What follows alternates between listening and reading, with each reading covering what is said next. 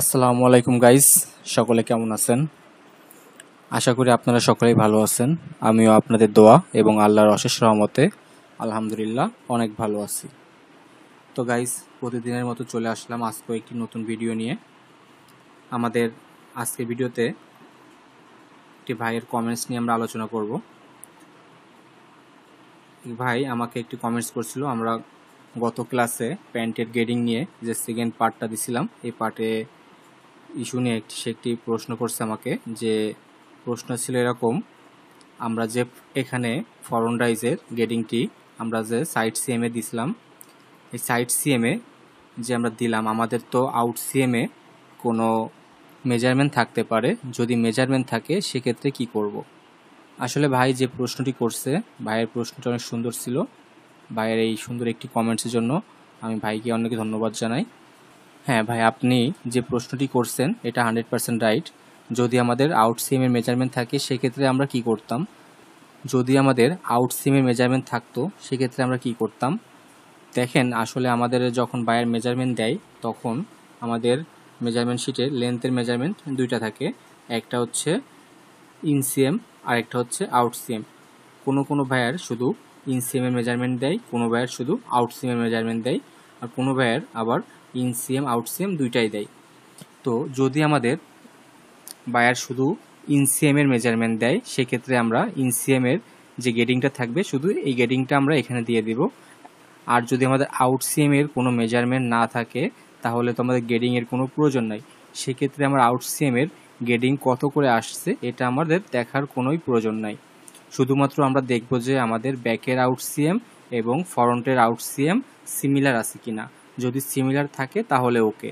আর যদি ভাইয়ার আমাদেরকে ইনসিএমের কোনো মেজারমেন্ট না দেয়, শুধুমাত্র আউট সিএমের মেজারমেন্ট দেয়, সেক্ষেত্রে আমাদের এখানে আমরা যে ইন সিএমে যে কাজটা করছি এই কাজটা আমাদের এখানে করার দরকার নাই।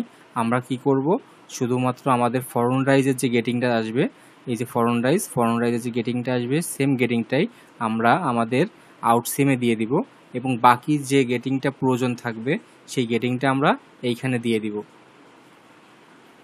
এটা আমাদের আউট সিএমের গেটিং গেল।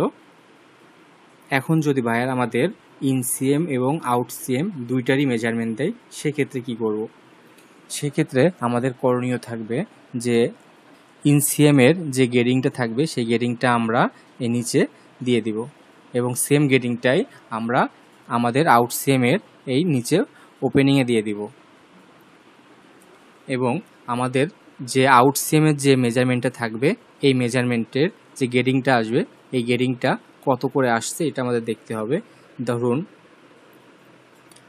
আমরা এখানে যেটা করছি, আমাদের ফরন রাইজের যে গেটিংটা আছে এটা আমরা আউট সিএমে দিয়ে দিচ্ছি। এখন আমাদের আউট সিএমের গেটিংটা কত করে আসছে এটা আমরা দেখি।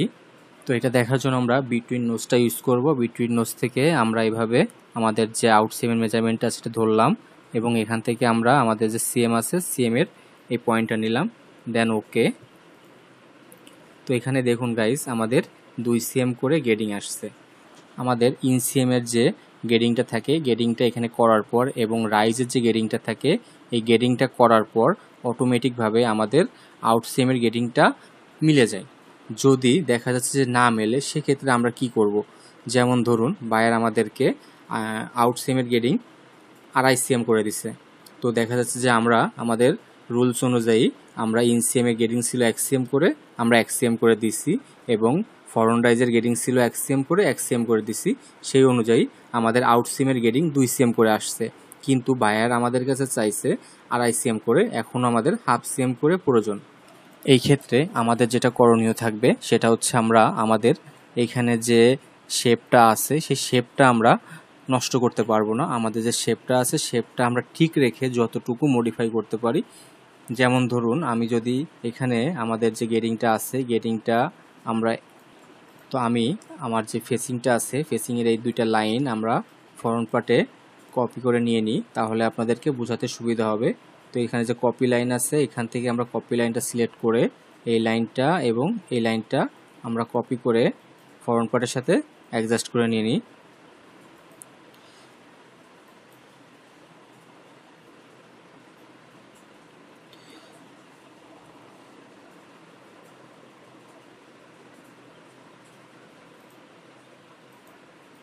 তো আমরা এখানে লাইনটা নিয়ে নিলাম। এখন আমরা এখানে গেডিংটা শো করি। তো গাইজ দেখুন এখানে আমাদের যে একটা ফ্রন্টে যে শেপটা আছে এই শেপটা কিন্তু দেখেন পুরোটাই সিমিলার। আমরা যদি রিস্টেক করে দেখি তো দেখুন আমাদের এখানে কিন্তু আমাদের যে বেস সাইজ আছে বেস সাইজের শেপের সঙ্গে বাকি সাইজগুলো সিমিলার আছে। সেই ক্ষেত্রে আমরা এখন এখানে আমাদের যে গেডিংটা প্রয়োজন আরও হাফ সিএম করে, এই হাফ সিএম করে গেডিংটা এখানে আমরা দিয়ে দিই।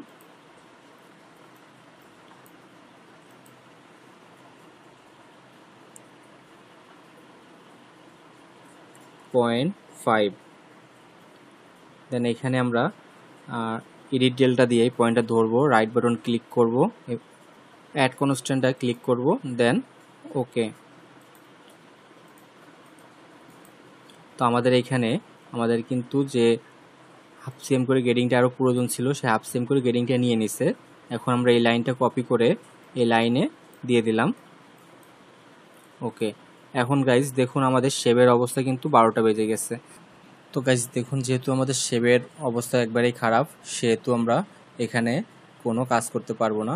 তো আসলে আমি জিনিসটা আপনাদেরকে দেখালাম এই জন্য যে আমাদের ফ্রন্ট রাইজের যে গেডিংটা থাকবে এই গেডিংটা যদি আমরা এইখানে না দিই তাহলে আমাদের এই ধরনের ইস্যুটা আসবে।